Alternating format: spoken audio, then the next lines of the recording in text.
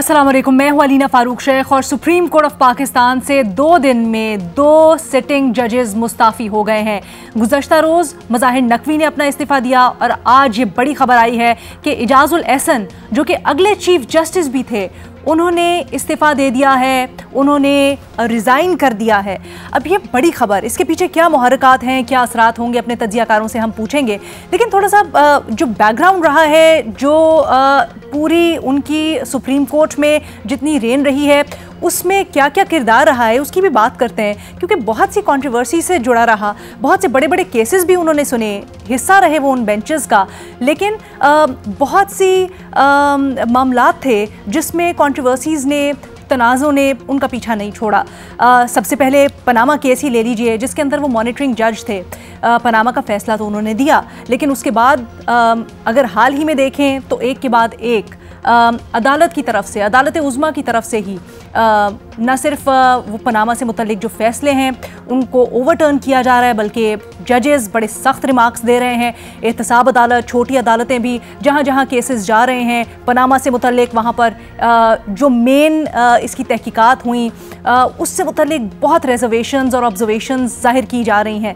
न सिर्फ ये, बल्कि बंदयाल साहब के ऊपर एक ये भी रिजर्वेशन रही कि बंदयाल साहब अपने साथ जो बेंचेस लगा रहे थे, यानी उमर अता बंदयाल साहब के ज़माने में जब वो चीफ़ जस्टिस थे, तो वो जो बेंचेस लगाते थे उसमें कुछ हम ख्याल लोग होते थे, यानी कि justice Ijazul Ahsan, justice Mazahir Naqvi, justice Bandial साहब। और हमारी तज्ज़ियाकार रीमा उमर साहिबा ने तो बड़ी डिटेल में इसके ऊपर बताया भी था कि किस तरह से कुछ 22-25 केसेस थे उस ज़माने में, ख़ास तौर पे जितने भी केसेस आते थे उसमें यही बेंच होता था जिसका एक हिस्सा जस्टिस इजाज़ुल एहसन भी होते थे।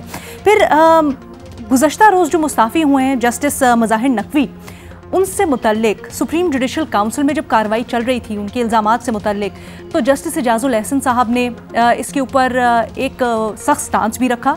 और वो सख्त स्टांस ये था कि वो जस्टिस मज़ाहिर नकवी के दिफा में सामने आए। उन्होंने गुज़श्ता रोज़ ही इससे मुतल्लिक एक ख़त लिखा और जारी किया, जिसमें उन्होंने ये कहा कि जस्टिस मज़ाहिर से मुतल्लिक जो तहकीकात चल रही हैं ना, वो सिर्फ उससे मुत्तफ़िक नहीं हैं, बल्कि वो तहफ़्फ़ुज़ात भी ज़ाहिर कर रहे थे। जिस तरह से सारी कार्रवाई और फिर जो show cause notice justice Mazahir को जारी हुआ, फिर हमने देखा कि जस्टिस मज़ाहिर नकवी ने अपने ऊपर लगने वाले इल्ज़ामात का सामना करने की बजाय, उनका दिफा करने की बजाय इस्तीफ़ा दे दिया।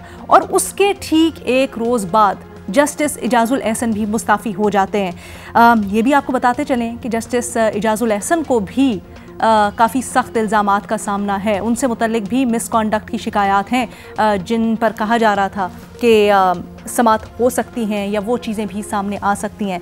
बट आज जब जस्टिस इजाज़ुल एहसन मुस्ताफ़ी हो गए हैं तो इसके असरात क्या हो सकते हैं, मुहर्रिकात क्या हैं, अपने तज्ज़ियाकारों से हम ज़रा जानते हैं। हमें मज़हर अब्बास साहब, इरशाद भट्टी साहब, महमद सरफराज साहिबा, शहजाद इकबाल साहब और हफीज़ुल्लाह न्याई साहब भी ज्वाइन कर रहे हैं पैनल के ऊपर। मज़हर साहब, 2 दिन में दूसरे जज जो मुस्ताफ़ी हो गए, इजाज़ुल एहसन साहब का ख़ास तौर पर इसलिए बहुत अहमियत का हामिल क्योंकि he was the next chief justice of Pakistan. किस तरह से देखते हैं आप इस इस्तीफ़े को? देखिए, एक और जज थे जो चीफ जस्टिस बनने वाले थे, उन्होंने क्यों इस्तीफ़ा दिया था, और उन्होंने बहुत ही हाई मॉरल ग्राउंड पे इस्तीफ़ा दिया था, और वो थे जस्टिस दुराब पटेल। जब उन्होंने पीसीओ के तहत हल्फ लेने से इनकार कर दिया था, और वो उस वक्त सीनियर मोस्ट जज थे सुप्रीम कोर्ट के, तो एक तो वो हाई मॉरल ग्राउंड था। इस वक्त सिचुएशन मुझे ऐसी लग रही है जैसे एक तरह की जुडिशल इमरजेंसी है, और उसमें हमें ज़ाहिर है पिछले 1-1.5 साल में, 2 साल में हमें एक जुडिशल पोलराइजेशन नज़र आई जुडिशरी के अंदर, और अब उसके असरात हमें जो है वो ज़ाहिर होने शुरू हो गए हैं। बहुत से जजेस जो मुतनाज़ा रहे हैं, और अगर आपको याद हो कि जब जस्टिस कादी फ़ाइज़ ईसा सीनियर मोस्ट जज थे तो किस तरह की चीज़ें हुई थी, किस तरह की, ऐसा लग रहा था जैसे कादी फ़ाइज़ ईसा साहब चीफ जस्टिस बन ही ना पाएँ, ना बनने दिया जाए उन्हें, हर तरह की वो चीज़ है, लेकिन फाइनली वो बन गए। उसके बाद उन्होंने किया क्या है, उन्होंने जिस तरह की केसेस को खोलना शुरू किया है, उनमें आप चाहे फैज़ाबाद धरना ले लें, जनरल मुशर्रफ वाला केस ले लें, जुल्फ़िकार अली भुट्टो वाला केस ले लें, और न जाने कौन कौन से केसेस अभी खुलने जा रहे हैं। तो मुझे ये लगता है कि अगर मज़ाहिर नकवी साहब के ऊपर जो दबाव था वो तो समझ में आ रहा था, और आज जो सुप्रीम जुडिशल काउंसिल का कल दोबारा इजलास बुलाया गया और जिससे जस्टिस एजाजुल एहसन ने माजरत कर ली कि मैं नहीं आऊँगा, और उन्होंने अपना एक dissenting note, something is wrong somewhere, कुछ ना कुछ चीज़ें ऐसी नज़र आ रही हैं, क्योंकि ऐसे ही कोई जज जो है वो अचानक इस तरीके से, दो तरीके होते हैं ना, एक तो ये कि आपके अंदर का गिल्ट आपको मजबूर कर देता है कि अगर आपने वो नहीं किया तो बहुत कुछ हो जाएगा। आज जो काजी फायद ईसा साहब के रिमार्क्स या कल जो सामने आए थे, और अगर याद हो तो मैंने आपसे ये कहा था कि ये काफ़ी नहीं है मेरी नज़र में कि एक आदमी जो है, एक जज जो है, उस पर इतने संगीन इल्ज़ामात हों और वो इस्तीफ़ा दे के चला जाए और वो केस क्लोज हो जाए।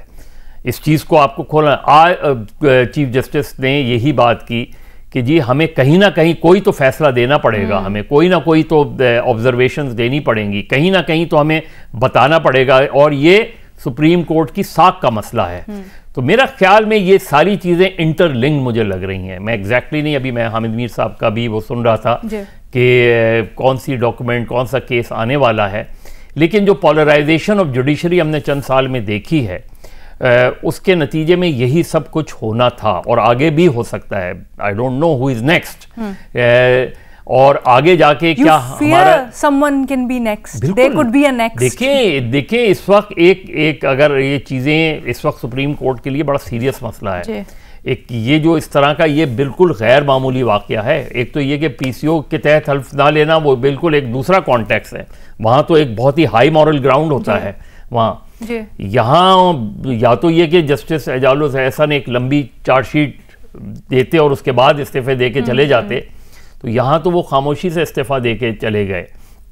देखना है आगे चंद दिनों में क्या वो किसी किस्म का इस तरह की पोजीशन लेते हैं, नहीं लेते। हायर मॉरल ग्राउंड का मामला नहीं है, देयर समथिंग फिशी जिसको कवर अप करने की, और खास तौर पे ये जो बात आपने की है ना कि आज सुप्रीम जुडिशल काउंसिल के इजलास में जो ये कहा गया, कल होगा सुप्रीम सर नहीं, आज जो कहा गया ना जजेस की जानिब से कि बात इस्तीफे पर नहीं रुक जानी चाहिए। ये नहीं हो सकता कि आपके ऊपर इल्जामात हो, इंक्वायरी खुले तो आप इस्तीफा दे के चले जाएं, कहीं ना कहीं तो कोई रुकावट होनी चाहिए, कोई मार होनी चाहिए, आपको कॉन्सिक्वेंसेस फेस करने चाहिए। एक छोटी सी ब्रेक की इजाजत दीजिएगा सर, हम वक्त जरा कम है, एक ब्रेक लेनी है, उसके बाद वापस आते मजीद इसके ऊपर बात करते हैं। सुप्रीम कोर्ट के एक और जज जस्टिस एजाजुल एहसन मुस्ताफी हो गए हैं, इसी के ऊपर हम बात कर रहे हैं। इरशाद भट्टी साहब, मजहर अब्बास साहब ने तज्जिया पेश करते हुए ये कहा है, जो आज खास तौर पे सुप्रीम जुडिशल काउंसिल की बात सामने आई है कि मामला ऐसे नहीं हो सकते, आप इस्तीफा दें और बंद हो जाएगी इंक्वायरीज, या आपके ऊपर अब केसेस नहीं, ईजियर वे आउट नहीं। क्या आपको लगता है यही मुहर्रिकात हो सकते हैं, वजूहात हो सकती हैं इस्तीफे के पीछे, या आपका कुछ और एनालिसिस है? देखिए मैडम शेख, जस्टिस मुज़ाहिर अली अकबर नकवी बहुत दबंग जज थे, बड़े फैसले किए उन्होंने पंजाब में जब लाहौर हाई कोर्ट में थे।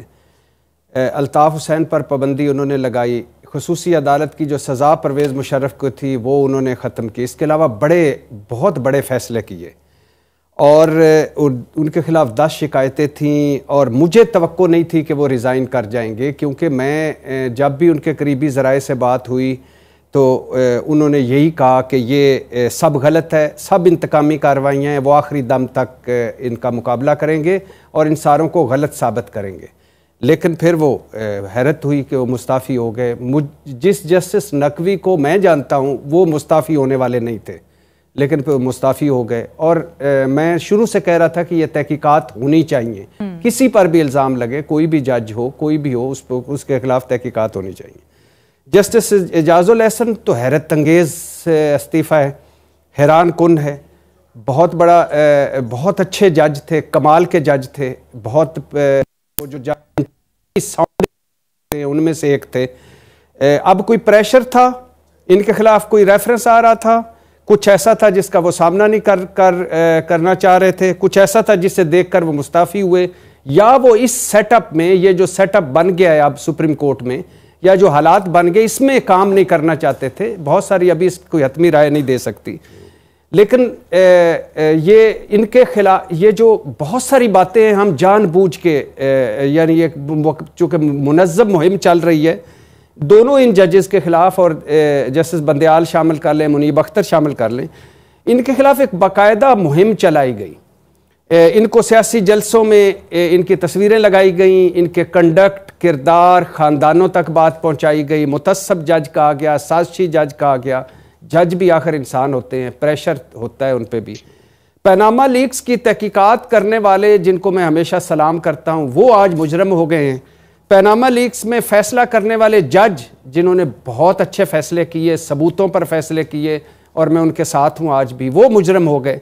इनका मॉनिटरिंग जज होना एक जुर्म बना दिया गया। कैसा मुल्क है हमारा, कैसे हम लोग हैं, कैसे हम क्या करते जाते हैं। इनको मॉनिटरिंग जज होना जुर्म बना दिया गया। मगर पनामा लीक्स के जो असल मुल्ज़म और मुजरम थे वो मासूम हैं, वो दूध के धुले हैं, और वो फिर से हुक्मरानियों के लिए तैयार है। कोई मैडम शेख अब इस मुल्क में आइंदा कोई जज जुर्रत नहीं करेगा कि किसी ताकतवर, किसी पैसे वाले, किसी बड़े आदमी के खिलाफ फैसला कर सके। कोई जज कोई बंदा, कोई ब्यूरोक्रेट, कोई अफसर ये जुर्रत नहीं करेगा किसी के खिलाफ तहकीक करने के लिए। ये जज चले जाते हैं, जज आ जाते हैं, लाइकिंग होती है, डिसलाइकिंग होती है, फैसले जजों के गलत भी होते हैं, सही भी होते हैं।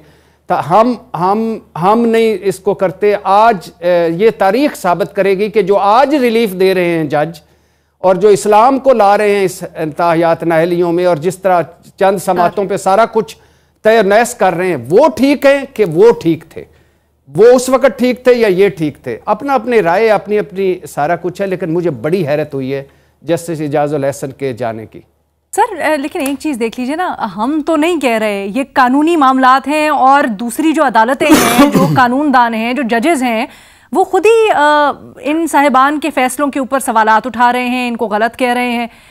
दूसरी बात ये भी बताइएगा, आप जब कहते हैं आपको हैरानी हुई और आप समझ रहे थे कि जो अगर कोई कार्रवाई होती है, अगर कोई रेफरेंस आता है तो उसका सामना करेंगे, तो फिर वजह क्या हुई? क्यों आपके ख्याल में ये फैसला किया गया कि मैं आगे कार्रवाई का सामना नहीं करना चाहता, या मैं बैठ के इस सेटअप का सामना नहीं करना चाहता? आपके बकौल क्यों छोड़ के चले गए? पहली बात तो ये मैडम शेख कि मैं जजेस के फ़ैसलों पे मुझे भी एतराज़ हैं बहुत सारे जो आज हो रहे हैं, आजकल हो रहे हैं। मैं अक्सर कहता हूँ कि मुल्क भी वही है, अदालतें भी वही हैं, सबूत भी वही हैं, कोई नया सबूत नहीं, कि इल्ज़ाम भी वही हैं, मुल्ज़म भी वही हैं, और कल गुनाहगार थे आज बरी हुए हैं, तो कुछ ना कुछ तो है।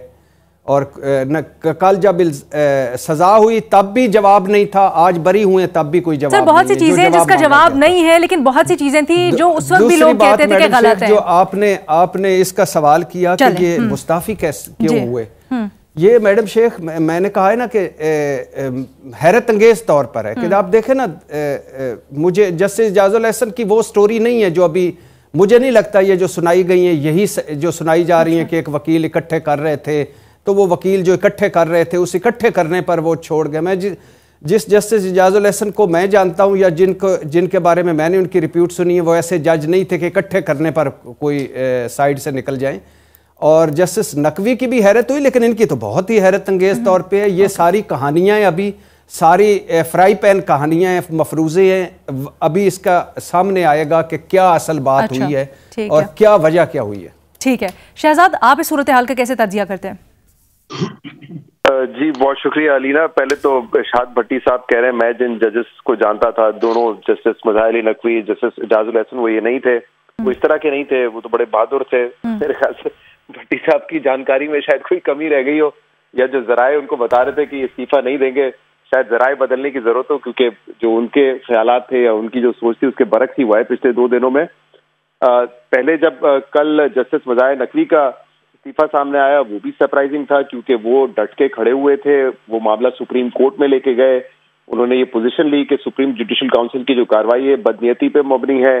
फिर उन्होंने जो है कल अटॉर्नी जनरल पे भी अदम एतमाद का इजहार किया, उन्होंने शो कॉज नोटिस को जो जवाब दिया, सारे इल्जामात को मुस्तरद किया उन्होंने।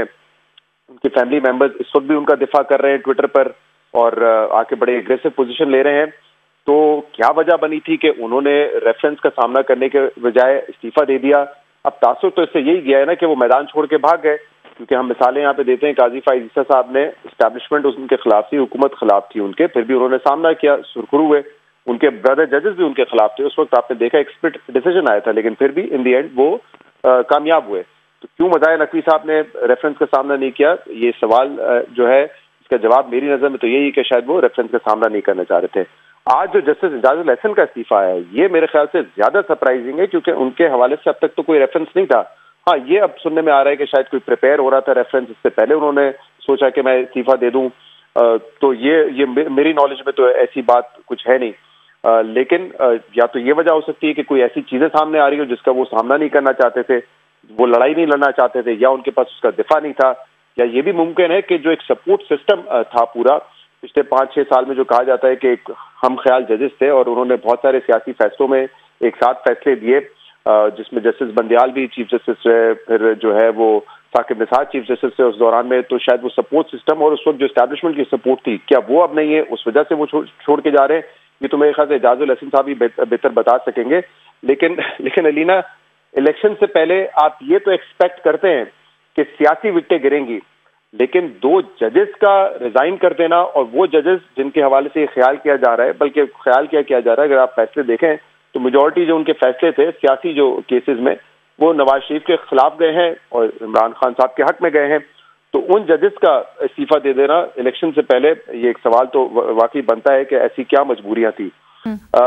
जब आपने देखा कि अभी जो भट्टी साहब भी बता रहे थे कि इनके खिलाफ मुहिम भी चलाई गई, मरियम नवाज साहबा ने अपने जलसे में इनका जिक्र किया, तो देखिए जज ऑब्वियसली आपको पता है शुड बी स्ट्रांग इनफ। इस तरह की कोई मुहिम जब चलती है और सोशल मीडिया पे हमारे यहाँ जजेस के खिलाफ चलती है, उनके हक में भी चलती है अक्सर। अगर एक तरफ से उन पर तनकीद हो रही थी तो दूसरी तरफ से उनको सराहा जा रहा था। अगर PMLN वाले उन पर तनकीद कर रहे थे तो PTI वाले उनको अप्रिशिएट कर रहे थे। तो क्या वजह है कि उन्होंने उस मुहिम का सामना नहीं किया और वो चले गए? तो बजाय तो ऐसा लगता है कोई ना कोई ऐसी कमजोरी थी जिसकी वजह से वे गए। और ये जो सवाल है कि कौन से जजेस हैं, आज वाले जजेस ठीक है या वो जजेस ठीक थे जिन्होंने 2017-18 में जो है फैसले दिए, इस पे मेरे ख्याल से भट्टी साहब की एक राय होगी, दूसरों की दूसरी राय होगी। मेरे ख्याल से वो जजेस ठीक हैं और वो जजेस खड़े रहेंगे जो अपनी मर्जी से फैसले करते हैं, अपने ईमान के मुताबिक फैसले करते हैं, अपनी समझबूझ के मुताबिक फैसले करते हैं। अगर वो किसी के डिक्टेशन पे फैसले करेंगे तो बड़ा मुश्किल होगा कि वो खड़े रहें अपनी पोजीशन पे उस वक्त जब वो सपोर्ट सिस्टम उनके पास से खींच लिया जाएगा। तो कोई भी आप फैसला दे रहे हैं, जजेस हो सकता है, हम हर कोई तो इत्तेफाक नहीं कर सकता। हर फैसले में 2 पार्टीज होती है, एक के हक में जाता है, एक के खिलाफ जाता है फैसला। तो बहुत सारे लोग उनके जजेस के फैसले से इख्तिलाफ करेंगे, लेकिन अगर वो जज मेरिट पर कानून के मुताबिक अपनी समझबूझ के मुताबिक फैसले दे रहा है, मेरी नजर में वो जजेस डट के खड़े रहेंगे। अगर आप किसी कहने पे फैसले दे रहे हैं तो एक वक्त आएगा जब वो सपोर्ट सिस्टम नहीं रहेगा और आपके लिए अपनी जगह पे टिकना मुश्किल हो जाएगा। तो मेरी नजर में तो ये इसी तरह सिचुएशन है। हाँ, एक सवाल अलीना, एक सवाल बड़ा इंपॉर्टेंट है क्या, और ये पहले भी हम कर रहे थे कि जस्टिस फाइज ईसा के आने के बाद क्या अदालती तकसीम बढ़ेगी या कम होगी, और ये सवाल अब भी अपनी जगह बरकरार है। क्या जो जजेस छोड़ के जा रहे हैं उसके बाद क्या फिर जो जजेस रह जाएंगे वो हम ख्याल होंगे, उससे यूनिटी बढ़ेगी सुप्रीम कोर्ट में, और क्या वो बेहतर होगा, या जो तकसीम का मामला है वो 2 जजेस की रेजिग्नेशन के बाद मजीद बढ़ेगा? मेरे ख्याल से इसका जवाब अभी तक तो नहीं है, आने वाले वक्त में पता चलेगा कि ये क्या ऊंट किस कदर बैठेगा। वैसे क्या ऐसी सूरत हाल भी है, बट इसके ऊपर हम बात करते हैं, एक छोटी सी ब्रेक, उसके बाद हमारे बाकी दोनों तज्जियाकारों की राय और उसको आगे बढ़ाते हैं मजीद। सिटिंग जज सुप्रीम कोर्ट के और अगले चीफ जस्टिस इजाजुल एहसन इस्तीफा दे गए हैं, इसके ऊपर हम बात कर रहे हैं। महमल, सियासी तौर पर और जनरली इसके क्या असरात हो सकते हैं इस वक्त इस इस्तीफे का आना? देखिए अलीना, जो साकिब निसार की, बंदियाल की और बाजवा डॉक्ट्राइन की बाकियात थी ना, ऐसे लग रहा है जैसे वो एक एक करके वो जा रहे हैं। जो एक जुडिशरी के अंदर एक हाइब्रिड निज़ाम कायम हुआ था ना, जिसकी वजह से इन जजेस, इस अदलिया के फैसलों की वजह से जो पाकिस्तान की जमहूरियत, जो पाकिस्तान मुल्क को और जो हमारी जूरिस्प्रूडेंस को नुकसान हुआ था ना, जिसका इम्पैक्ट अगले कई सालों तक होगा, वो एक एक करके जा रहे हैं। यानी कि सिस्टम का क्लीन अप हो रहा है। जुडिशरी के अंदर ये जो एक अकाउंटेबिलिटी का कोर्स चला है, बहुत अच्छी बात है। आप ये देखिए कि मज़ाहिर अली नकवी जो है उन्होंने अपनी अकाउंटेबिलिटी वो नहीं चाहते थे कि उनकी अकाउंटेबिलिटी, उन्होंने इस्तीफा दे दिया, लेकिन फिर भी एक उनकी अकाउंटेबिलिटी हो रही है। कोर्ट तो एटलीस्ट वो जो सुन रहे हैं, सुनवाई हो रही है, उन्होंने ये उनके इस्तीफे के बावजूद जो इसको रोका नहीं है। ये जो जस्टिस एजाजुल एहसन साहब के बारे में कहा तो यही जा रहा है कि इनके ऊपर भी शायद कोई इस तरह की चीज आनी थी, उससे पहले इस्तीफा देकर चले गए। लेकिन मेरे तो ख्याल में इनकी भी अकाउंटेबिलिटी होनी चाहिए, क्योंकि चीफ जस्टिस की डिक्टेटरशिप को इन जैसे जजेस ने जिस तरीके से सपोर्ट किया, फिर इनकी अपॉइंटमेंट जिस तरीके से हुई, ये वो लोग हैं जिन्होंने अलीना मुशर्रफ जैसे डिक्टेटर्स को भी प्रोटेक्ट किया। तो ये अच्छी बात है कि ऐसे कॉम्प्रोमाइज जजेस जो हैं वो आज जा रहे हैं, अदलिया का सिस्टम साफ होता जा रहा है, प्रो डेमोक्रेसी जजेस अब जो हैं वो आएंगे। पाकिस्तान को मेरे ख्याल में इस सिस्टम के क्लीन अप की जरूरत है, खास तौर पे अदालत के अंदर ये जो एक हाइब्रिड निज़ाम बना हुआ था, और मैं यही कहूंगी कि काश हमारी जमहूरियत के अंदर भी जो हाइब्रिड निज़ाम है वो भी आहिस्ता आहिस्ता जो है वो इस तरीके से ये चीज चल जाए। असल वजह यह है अलीना कि यहाँ पर ये जो समझते थे ये जजेस भी और इस तरह के जो लोग हैं कि जी we can get away with it, वो इस वजह से क्योंकि रियासत उनके साथ खड़ी थी। वो इमरान खान साहब वो जो समझते थे कि he can get away with it, कि वो पीटीवी हमला केस हो, वो पार्लियामेंट हमला केस हो, रियासत उनके पीछे खड़ी थी। इन जज साहबान भी ये actually they got away with a lot of stuff जब तक रियासत इनके साथ खड़ी थी। आज वो सपोर्ट सिस्टम इनके पास नहीं है, वो हाइब्रिड सिस्टम इनके पास नहीं है, और इसलिए ये बजाय अपनी अकाउंटेबिलिटी करवाने के, ये डर के ये एक चोर दरवाजे से चले गए। लेकिन इनकी अकाउंटेबिलिटी होनी चाहिए, जो नुकसान इन्होंने पाकिस्तान को पहुंचाया है उसकी जवाब तलबी होनी चाहिए। न्यायी साहब, आप इसका कैसे तज्जिया करते हैं, और इस इस्तीफे से 2 दिन में 2 इस्तीफे, और खास कर ये आपको क्या इससे पैगाम मिला? जैसे कि अभी बात कर रहे थे, महमल ने उसको अपनी तरह से कहा जुडिशल अकाउंटेबिलिटी हो रही है। शहजाद ने एक हमारे लिए सवाल छोड़ा कि क्या इससे अदालती तकसीम बढ़ सकती है या एक तकसीम का अंसर पैदा होगा? अदालती तकसीम तो मेरे ख्याल में उसकी कई और भी वजूहत होती हैं, लेकिन चूंकि जब पोलराइजेशन हो तो अदालतों में वो बदरजा तो मौजूद होती है। पहली बात तो यह है कि जी इस्तीफा देने का मतलब ये है कि अगर आपके अंदर अपनी कोई कमजोरी नहीं है, अगर आप ब्लैक मेल करने वाला कोई बंदा एग्जिस्ट नहीं करता, तो फिर काजी फायज ईसा की तरह अपनी बीवी को लेके कोर्ट के सामने डट के खड़े हो जाते हो, एक एक चीज का हिसाब देते हो, केस लड़ते हो, उनकी तस्दीक भी होती है।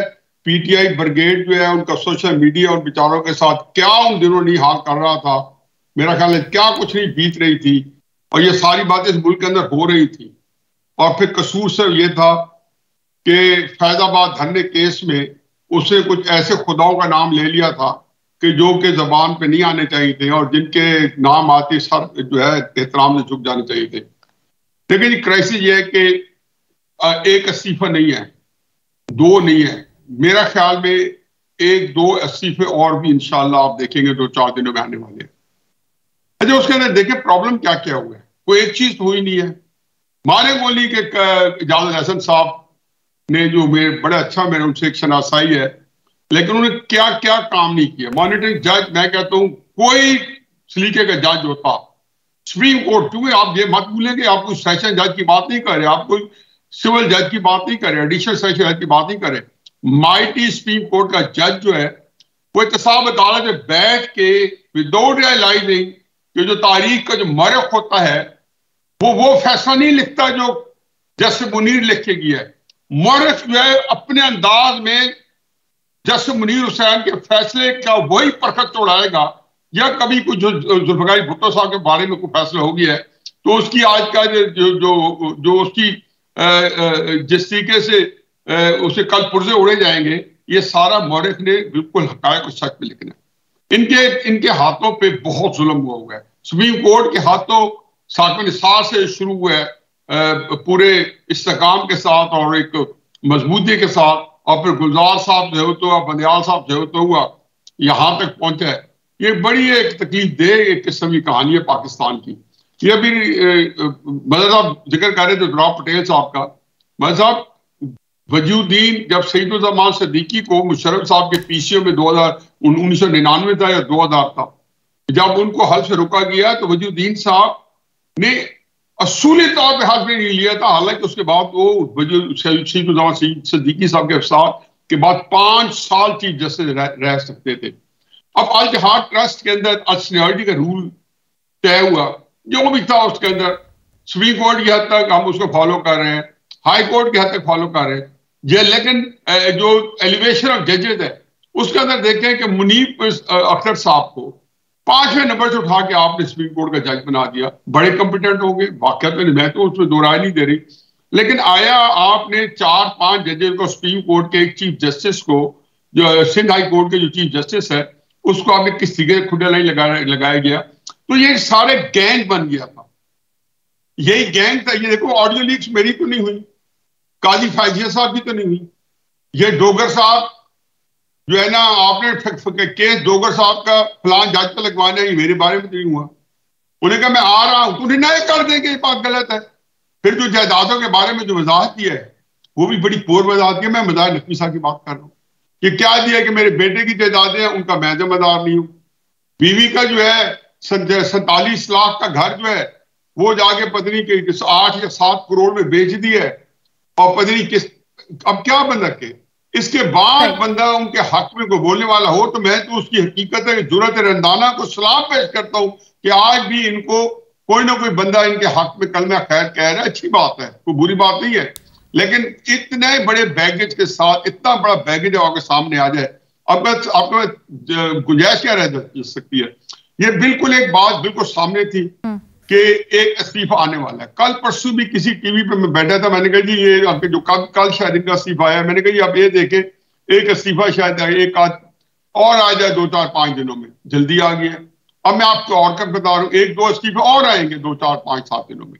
अगर ना आए तो हो सकता है कि गोशमाली हो, क्योंकि कई लोग जो कि एक लोग हक मार के आए हैं, और अल जहाद ट्रस्ट का केस भी पड़ा है रूल ऑफ सीनियरिटी का, उसके बाद वो एलिवेट हुए हैं, हो सकता है उनको भी डिमोट कर दिया जाए। अच्छा, मेरा ख्याल है कि सुप्रीम कोर्ट की इस वक्त ये नहीं है कि जो है उसमें कोई ग्रुप बंदी नहीं है, लेकिन तत्हीर जरूरी है, इसमें एक जनरल पर्च जरूरी है सुप्रीम कोर्ट के अंदर, क्योंकि हमने सुप्रीम कोर्ट को उतना प्रोपगंडा कर दिया है कि ठीक है सुप्रीम कोर्ट पहले भी कोई जब पीछे जजेस होते थे तो कोई ऐसे कोई सुनहरी हरूफ के लफ्ज नहीं लिखे जाते थे, लेकिन दिन दहाड़े मनफी चीजें भी इस तरह नहीं करते थे कि जजेस फिर रहे हैं जी, शेख रशीद के हल्के में कंपेन चलाई जा रही है जी, आप जाके उनके बारे में तकरीर लिख रहे हैं सियासतदानों के बारे में अपने ऑर्डर्स के ऊपर प्रियम्बल्स के तौर पर, नो फैसला कुछ है।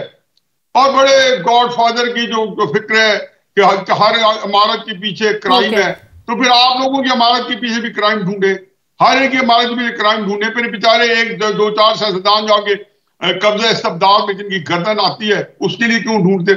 बीबी मेरा ख्याल है कि ये जो है ना सुप्रीम कोर्ट के अंदर इस तरह से खुश आइंद है कि ये जो बस ठीक है, अगर इस तरह के उनके मामलात हैं जिनको अच्छी तरह जानते हैं तो उनको जरूर छोड़ना चाहिए। लेकिन मैं मेहमान की इस बात को भरपूर तरीके से सेकंड करूंगा कि आप जाने ना पाए, अगर उन्हें कसूर किया है तो क्या मैं कोई पाकिस्तान का जो child of the lesser god हूं। बट सर इस्तीफे के बाद ये मुमकिन है, वो कि आज ये कहा तो गया है सुप्रीम जुडिशियल काउंसिल में एंटी करप्शन घसीटे, मुझे 3-3 साल मेरी गोशमाली ना और फवाद जेल में पड़ा ग्रेड 22 का अफसर, और आप उठा के किसी को कहेंगे या मैंने इस्तीफा दे दिया उसको जाने दे।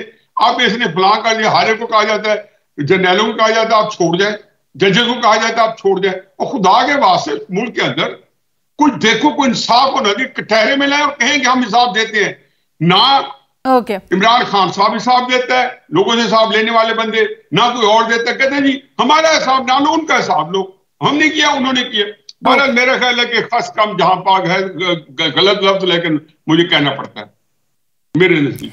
सर लेकिन ये मुझे ज़रा जल्दी से बड़ी मुख्तसरन जाते हुए बता दीजिएगा कि किस तरह से आपको 4-5 महीने पहले ये अंदाज़ा हो गया था, क्योंकि आपने उसी वक्त कह दिया था कि अभी देखें ये चेंज ऑफ कमांड होगा, फिर उसके बाद जो हम ख्याल लोग हैं वो सारे एक एक करके जाना शुरू, ये कैसे अंदाज़ा हुआ आपको और वही होता जा रहा है? बीबी मैं जो है ना क्या कहते हैं, ये पहले तो होता था क्रिस्टल बॉल होता था, बल्कि वहाँ नजम सेठी साहब की चिड़िया मेरे पास आ गई है वो सबसे ये चिड़िया है, ये कौवा है, बहुत गहरी दोस्ती है, और मैं उनका बहुत ही अजीज हूं, तो मुझे चिड़िया भेजी हुई है नजम सेठी साहब ने, तो आजकल जब वो अपने काम पे आ जाएंगे, वो बहुत बड़े टीवी शो कर रहे हैं, फिर वो बताया करेंगे और मैं सुना करूंगा आपके साथ। ये चिड़िया है, कौवा है, बाज है। एक ब्रेक मुझे लेने से जरा एक फिक्रे में। जी सर। अच्छा, अब मुझे ब्रेक लेने का कहा जा रहा है। ये चिड़िया है, कौवा है, बाज है, कौन है? जरा एक ब्रेक के बाद हम वापस आते हैं। और क्या ये जुडिशियल अकाउंटेबिलिटी की एक फॉर्म है? एक ब्रेक के बाद। जस्टिस एजाजुल एहसन मुस्ताफ़ी हो गए, इसी के ऊपर हम बात कर रहे हैं। मज़हर अब्बास साहब, जिस तरह अभी महमल ने भी और ब्रेक से पहले न्यायी साहब ने भी कहा है, जुडिशियल अकाउंटेबिलिटी की एक फॉर्म है।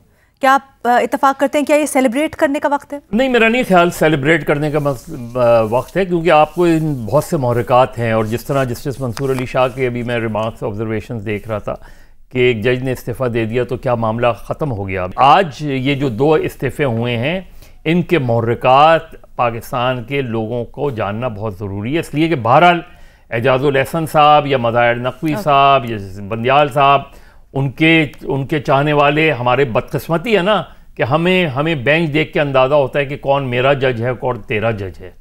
ये जुडिशरी का सबसे बड़ा चैलेंज है, इंडिपेंडेंट ऑफ जुडिशरी का सबसे बड़ा चैलेंज है कि अपने आप को इस पोलराइजेशन से निकालें। सियासी मुकदमात के लिए आईनी अदालत बनाई जाए, उस आईनी अदालत में जो फैसले हों वो अलग बात है।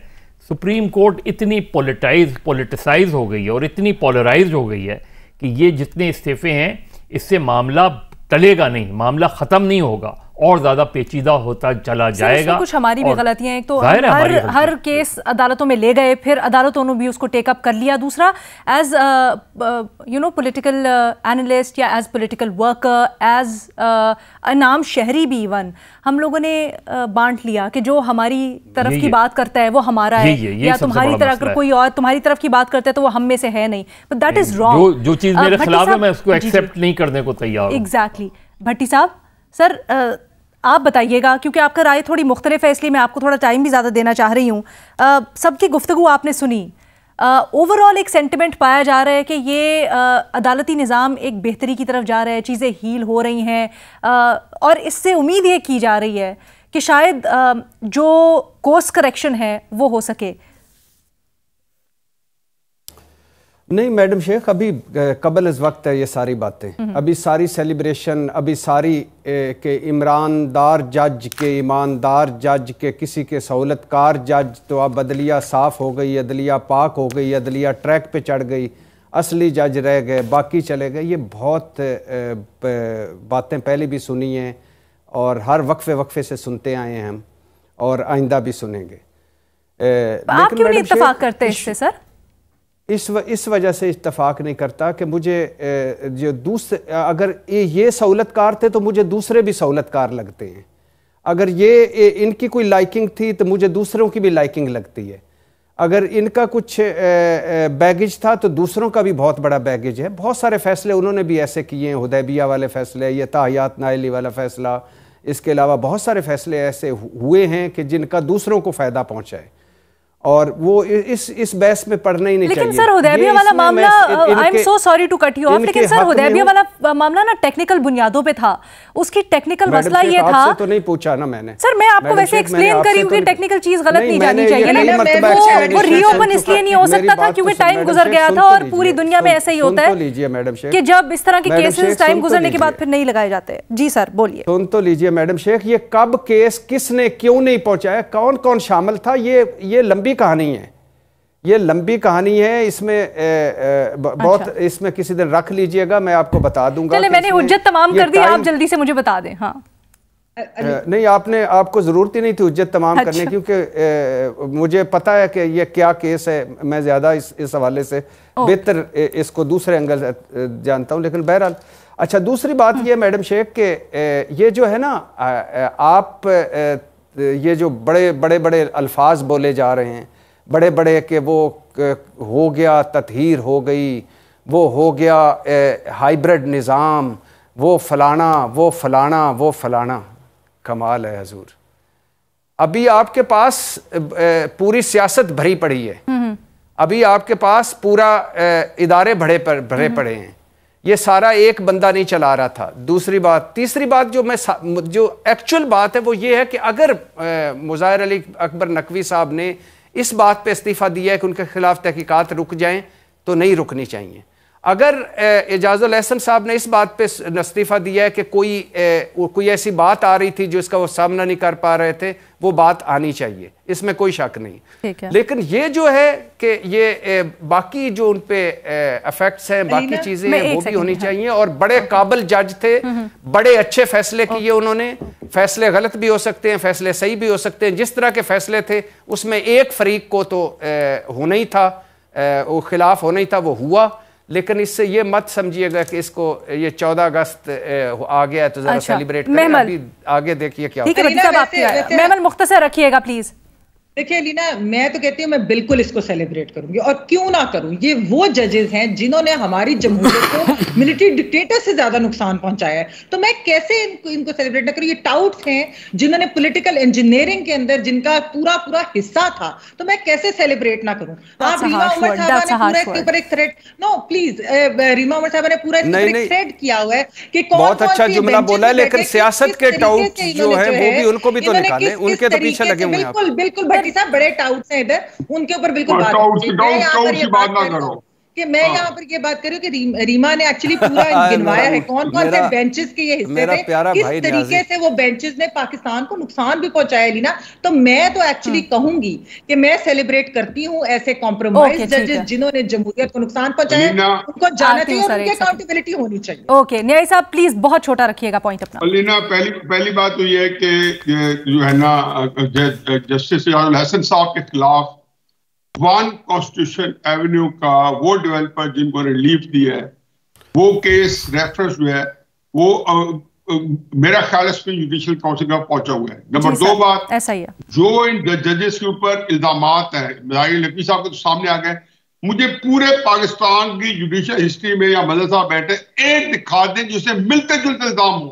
मुझे तकलीफ ये होती है कि इन इल्जामात के साथ जब मैं किसी को डिफेंड करूंगा तो मैं हौसला चाहिए और फिर मुझे अपने ऊपर गौर करना चाहिए कि मेरे क्या उसूल है या क्या ज़ाब्ते हैं। और आखिरी बात यह है कि एक और एजाजुल एहसन साहब के खिलाफ चीफ जस्टिस फायज ईसा काजी ने एक रेफरेंस मुस्तरद भी किया था, शिकायतें आई थी, उन्होंने मुस्तरद कर दिया था कि इनमें कोई जान नहीं है। जहां तक मुझे याद है शायद न्याजी साहब इसके बारे में और जो है ना, आप कहते हैं कि अगले नंबर क्यों आएगा, तो मैं आपको बता दूं कि सेठ वकार साहब का सीनियरिटी के ऊपर मुनीर अख्तर के अपॉइंटमेंट के खिलाफ सुप्रीम जुडिशियल काउंसिल के अंदर एक एप्लीकेशन पहले से मौजूद है मुनीर अख्तर के साथ के खिलाफ। मराद भी थोड़ी कम होनी चाहिए जजेस की रिटायरमेंट के बाद जी।